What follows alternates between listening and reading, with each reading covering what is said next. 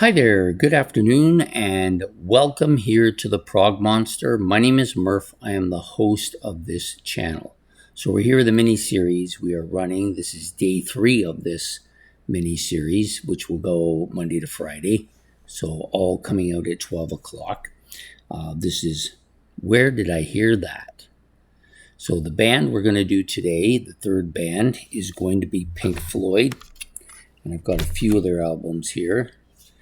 This is Saucer Full of Secrets, or psychedelic era. Wish You Were Here. And, of course, Dark Side of the Moon. Wish You Were Here and Dark Side of the Moon, I think, very similar sounds to the both of them. And we picked out 5 albums that I think have a very Floyd-like atmosphere to their music. And I'm going to start with the album that I don't own, that I put on this list. Where is it? I don't own this album, but I wanted to bring it up because I like it. I just haven't gotten around to ordering it. I can only get so many things at once. And the reason I like it is it has a very Floyd-like sound to it, a very spacey sound. So it's going to be something like this, or if you want, Dark Side, Wish You Were Here. Either of those 2 albums would fit it. And the album we're talking about is a French album from a band called Pulsar. And the album is titled, if I can remember it here, is Strands of the Future. This is a really good, solid, spacey album. Very Floyd-like. So I decided I would put this one in first just because yesterday when I was doing the Yes, I almost forgot the 5th album, England, and I don't want to do that again. So the other 4 albums we have, another spacey, this one's very spacey, electronically sounding, and of course it has a very similar sound to Dark Side of the Moon. Not surprising, considering that Alan Parsons was the guy who produced this album by Pink Floyd. So this album that has a few songs on here really definitely have that Pink Floyd spacey sound to them. This album is a much more poppy album than the Floyd one. There's a lot of stuff on here that really doesn't have a huge Floyd sound to it, but there's enough stuff on here that this album was one of the first albums I thought of when I was doing this. So Alan Parsons' project, this is a Turn of a Friendly Card. Some people would say this is their best album.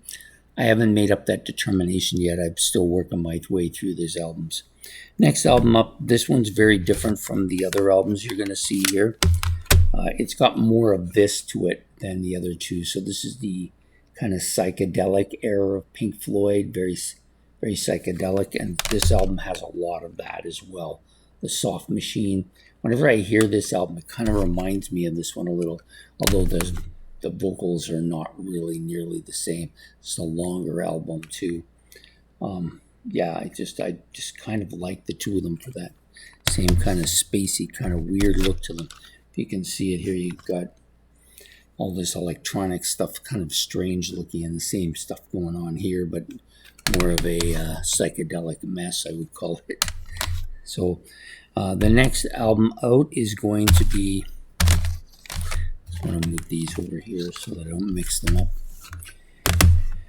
Journey to the Center of the Eye by Nectar. This is their debut album. Kind of different than their other albums, I think.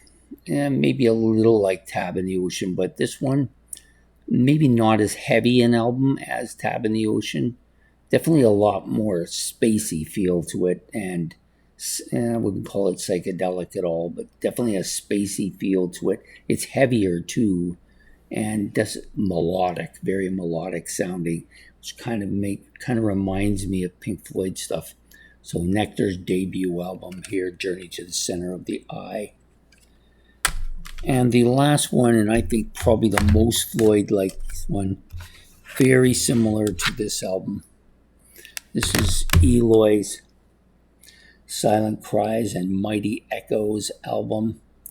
Maybe their best album, arguably, but definitely their most Floyd-like album, I think. So they've got 2 or 3 albums that have really got a Floyd sound going on, and maybe doing Floyd better than Floyd in some ways. But this one is the most sounding. It's heavy, It's got some really good stuff on it. Very Floyd sounding. The only thing that isn't really Floyd sounding is the vocals, but when you hear the music, you'll see why I think this is so Floyd-like. So if you haven't had a chance to listen to this album, you should give it a listen to. So that's my take on the 5 Floyd albums, or the 5 albums that have that "where did I hear that" sound going to them. So where I heard it was from these albums. So the 5 albums, I should give them to you again. So the first one, I'll just give it to you. I'm going to get these out of the way. Is the one that I don't own, which is Pulsar's Strands of the Future. Really good album. Definitely got to get that one. A lot of it's in French, so that's part of the reason I didn't go for it, because I tend to not be very good with different languages, although one of the first albums I ever owned was a different language album. And the other ones, Eloy's Silent Cries and Mighty Echoes, Nectar's Journey to the Center of the Eye, their debut, Soft Machine's debut album,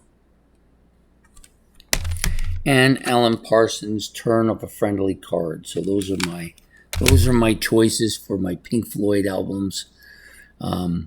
Really good stuff. So if you want to comment on any of those albums, you can comment in the comment section. If you want to talk about Floyd, you're welcome to do that. Or maybe you've got a couple of other albums that you really think very Floyd-like that you want to throw in that list. By all means, go right ahead. And I hope to see you all again for episode number 4 tomorrow, which will feature Led Zeppelin. We're going to be doing Led Zeppelin tomorrow. So hopefully you're ready to get the lead out. So take care and have yourself a good evening, and goodbye.